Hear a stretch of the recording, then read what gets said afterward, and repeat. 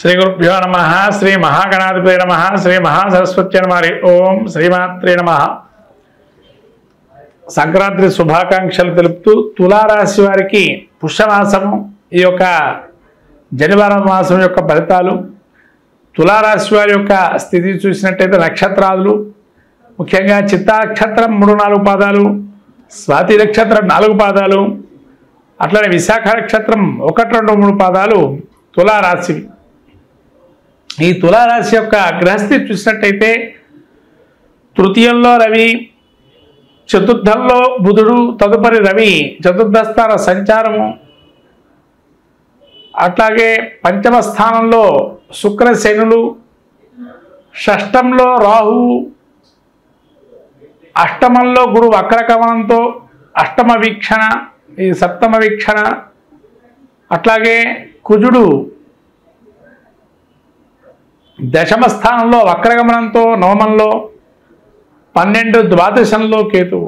ఈ గ్రహస్థితి చూసినట్టయితే ముఖ్యంగా తులారాశి వారికి రవి తృతీయంలో ఉండడం వల్ల రాజ్యపూజ్యత అద్భుతంగా ఉంది.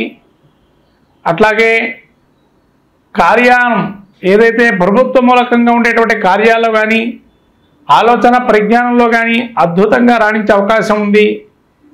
అట్లాగే బుధుడు చతుర్థంలో ఉండటం వల్ల బంధుమిత్ర సమాగమము, ఆలోచన, బంధుప్రీతి, తల్లి వర్గంలో ఉన్నటువంటి బంధువుల వల్ల లాభం చేకూరటము, అట్లానే మీ యొక్క దగ్గరి వారి యొక్క ఏదైతే బంధువర్గంలో ఉంటారో వాళ్ళ వల్ల శుభ వార్త వినటము, బుద్ధి ఏదైతే ఉందో బుద్ధి బలాన్ని ప్రదర్శిస్తూ లౌకికమైనటువంటి తెలివితేటలతో అద్భుతంగా రాణిస్తారు. అట్లాగే ఈ యొక్క చతుర్థ స్థానమందు రవి సంచారం వల్ల, రవి బుధుల ఆలోచన వల్ల మీ యొక్క యోగాన్ని కూడా కలగజేస్తున్నది రవి బుధులు. అట్లనే శుక్రుడు శని పంచమ స్థానంలో సంచారం వల్ల సంతాన విషయంలో కొంత ఇబ్బందికరమైనటువంటి స్థితి కలుగుతుంది. శుక్రుడు పంచమంలో ఉండటం వల్ల జ్ఞాతుల వల్ల కానీ లేదా ఎక్కడైతే పేరు తెచ్చుకుంటారో అక్కడే కొంత ఇబ్బందులు పడే అవకాశం ఉంటుంది. కాబట్టి జాగ్రత్తగా ఉండడం మంచిది. అట్లానే పంచమ స్థానంలో శని సంచారం వల్ల కొంత కార్యంలో జాప్యం జరిగిన యత్న కార్యానుకూలం జరిగే అవకాశాలు ఎక్కువగా గోచరిస్తుంది. అట్లానే 6లో రాహు ఉండడం వల్ల శత్రు పరాభవాన్ని చూస్తారు, శత్రువుల వల్ల పైచేయి సాధిస్తారు. అట్లానే ఆరోగ్య విషయాల్లో కూడా కొంత జాగ్రత్తగా ఉంటారు. అట్లాగే ఈ యొక్క గురువు అష్టమంలో నుంచి సప్తమ వీక్షణ వల్ల, గురువు అనుగ్రహం వల్ల పరిపూర్ణమైనటువంటి దైవానుగ్రహాన్ని పొందుతారు. తద్వారా కార్య అనుకూలమవుతుంది. గురువులు కానీ పెద్దల వల్ల కానీ వాళ్ళ యొక్క ఆశీర్వదనాలు అద్భుతంగా గోచరిస్తుంది. అట్లాగే ఈ యొక్క కుజుడు మీకు దశమ స్థాన ఒక వక్రగమనంతో 9వ స్థానంలో గురుడు సంచారం వల్ల స్థిరాస్తులు కానీ లేతే ధనం మూలకంగా కొన్ని విజయాలు సాధిస్తారు. అట్లాగే సోదర వర్గంలో ఉండేటువంటి వారి వల్ల కొంత అనుకూలమైన అంశంగా గోచరిస్తుంది.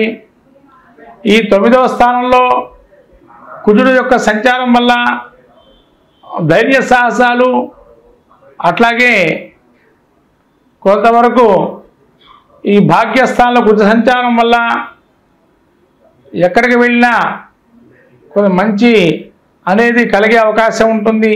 తద్వారా మీరు కార్యాన్ని జయించగలుగుతారు. ఈ కేతు 12లో ఉండడం వల్ల భక్తి జ్ఞాన ఆధ్యాత్మిక భావన, భక్తి పారవస్యము, తద్వారా దైవికమైన ఆలోచన చేయటం, యజ్ఞ యగాదులతో కూడా పాల్గొనటం, తీర్థక్షేత్ర దర్శనం చేయటం వల్ల మంచి ఫలితాలు పొందుతారు. అట్లాగే ఈ తులారాశి వారికి ముఖ్యంగా రవి బుధుల యోగాన్ని అద్భుతంగా కూడా ఉంది.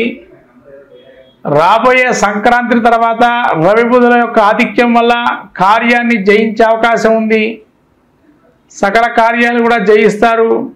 శుక్రుడు శని పంచమ స్థానంలో ఉండటం వల్ల కొన్ని ఇబ్బందులు వచ్చినా వాటితో కూడా బయటపడే అవకాశం ఎక్కువగా ఉంది. మొత్తం మీద తులారాశి వారికి వీరికి శుక్రుడు పంచమ స్థానంలో వల్ల ఇబ్బందులు ఉన్నాయి కాబట్టి ఆ ఒక్క శుక్రుడికి మాత్రము అమ్మవారి ఆరాధన చేసుకోవటం వల్ల మంచి ఫలితాలు గోచరిస్తాయి. అట్లానే వెంకటేశ్వర స్వామికి కానీ విష్ణుమూర్తికి కానీ శని పంచమ స్థాన సంచారం వల్ల ప్రతికూల అంశంగా ఉంది కాబట్టి ఆ యొక్క వెంకటేశ్వర స్వామి యొక్క దర్శనం చేసుకోవటం కానీ తులసిమాల సమర్పణ చేయటంతో కానీ లేదా ప్రతి శనివారం కూడా మనకు తోచిన విధంగా బ్రాహ్మణులు పిలిచి ఈ యొక్క తిలను దానం చేయటం వల్ల అద్భుతమైన ఫలితాలు గోచరిస్తాయి. ఇలా దానం చేయటం వల్ల కూడా మీ యొక్క కర్మమైనటువంటి కర్మదోషాలు నివృత్తి జరుగుతాయి.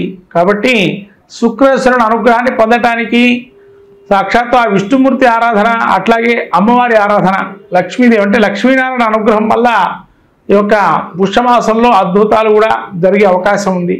ఈ విధంగా పుష్యమాసంలో చాలా మటుకు గ్రహాలు అనుకూలంగా ఉన్నాయి. ఈ 2 గ్రహాలే ప్రతికూలంగా ఉన్నాయి. ఈ 2 గ్రహాల అనుగ్రహం పొందడానికి లక్ష్మీనారాయణ అనుగ్రహం కలిగితే తప్పనిసరిగా కార్యాలు విజయం సాధిస్తారు.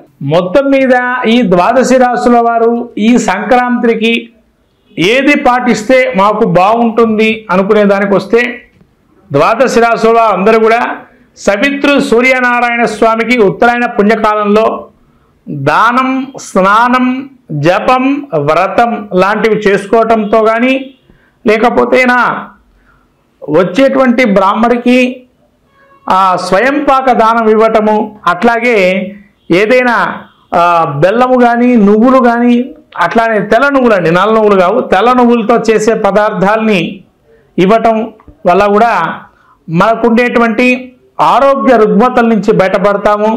అట్లానే కార్య సాఫల్యం పొందాలి అనుకున్న వారు ఎవరైతే ఉంటారో ప్రతి విజయాన్ని ప్రతి విషయంలో విజయం సాధించాలి అనుకునేటువంటి వారు ఈ యొక్క సూర్యనారాయణ స్వామి ఏదైతే సంక్రాంతి రోజు వాళ్ళు శక్తి కొలది జిల్లేడు పూలు కానీ జిల్లేడు ఆకును తీసుకొని ఆకు మీద మనకు ఏదైతే కోరిక ఉంటుందో దాన్ని ఎరుపు రంగు ఏదైనా పసుపు ఏదైతే మన కుంకుమ మిశ్రమం కానీ లేదైనా సున్నము అండ్ పసుపుని కలిపినటువంటి చూర్ణాన్ని తీసుకొని మంచిగా ఎర్రగా వచ్చేట్టుగా చేసి దానిలో సూర్యనారాయణ స్వామి బింబాన్ని దించి దానిలో మీరు కోరికని రాయటం కానీ లేకపోతేనా మీ కోరికని చెప్పి దాన్ని స్వస్తిక్ ఆకారం కానీ ఓంకారాన్ని కానీ రాసి ఆ సూర్యనారాయణ స్వామి బింబాన్ని దించి దానిలో ఆ సూర్యనారాయణ స్వామి అనుగ్రహాన్ని పొందటం వల్ల శత్రు జయాన్ని కూడా సూచిస్తుంది. ఇంకా కొంతమంది ఏదైనా అక్షరం రాయదలుచుకుంటే కనుక హ్రీం అనే అక్షరం రాయటం వల్ల ఆ తెల్ల జిల్లేడు ఒక ఆకులో సంక్రాంతి యొక్క స్వరూపంలో సూర్యనారాయణ స్వామిని హేంకార శబ్దంతో కనుక ఆరాధన చేస్తే మనకు అన్ని విజయాలు సాధిస్తూ సకలము కూడా విజయం సాధిస్తూ ఉంటాము. హ్రీంకార బీజాన్ని కనుక ఆ యొక్క తెల్ల జిల్లేడు ఆకు మీద రాసిన ఎరుపు రంగుతో రాసి ఆ రాసినటువంటి ఆకుని ఆంజనేయ స్వామి దగ్గర పెట్టడం వల్ల మంచి ఫలితాలు చేకూరుతాయి. ఈ విధంగా సంక్రాంతి రోజు ఈ విజయాన్ని సాధించే అవకాశానికి ఈ యొక్క సూచనలు చేసుకోవడం జరుగుతుంది. మొత్తం 12 రాశుల వారు ఇది పాటిస్తే కూడా మరి మంచిది. హరి ఓం.